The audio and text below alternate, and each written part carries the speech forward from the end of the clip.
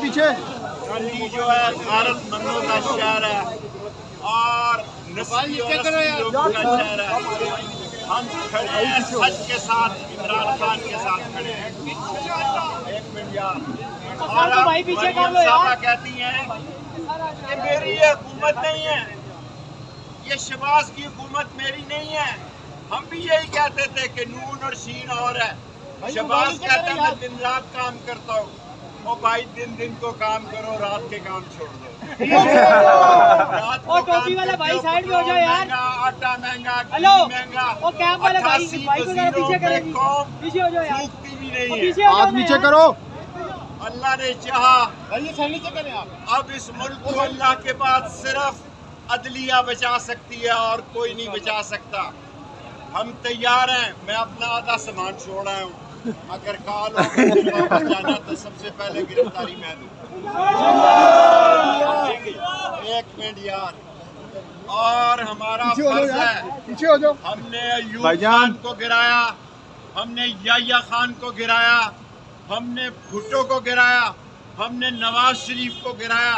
شہباز شریف تم بیچتے کیا ہو؟ تم کس باغ کی مولی ہو؟ آپ نے 2 دن مجھے 2 راتوں کو 2 دن اور 2 راتیں میرے پہ بھاری تھی، لیکن میں اللہ کے نام پر ان لوگوں کو معاف کرتا ہوں جنہوں نے مجھے ہائیڈ آؤٹ میں رکھا. میں بڑا آدمی ہوں، میرا ظرف بڑا ہے. میں یہ سمجھتا ہوں کہ معاف کرنا سب سے بڑی کوالٹی ہے. اور جن چوروں ڈاکوؤں نے میرے گھر پہ ڈکیتی کی، میرا سامان لوٹا، میرے فون لے گئے اور 2 راتیں 2 دن مجھے جگراتے میں رکھا، میں ان کو بھی معاف کرتا ہوں. میری گھڑیاں، میرا سامان اور میرے پیسے میرے گھر واپس پہنچا دو، ورنہ میں تمہارے خلاف پرچہ دوں گا. اور دوسری بات کہنا چاہتا ہوں، سر عام کہنا چاہتا ہوں کہ پاکستان کو اللہ کے بعد صرف انتخاب بچا سکتے ہیں. میں چیف جسٹس پاکستان کو سلام پیش کرتا ہوں. میں چیف جسٹس اسلام آباد کو، لاہور کو سلام پیش کرتا ہوں.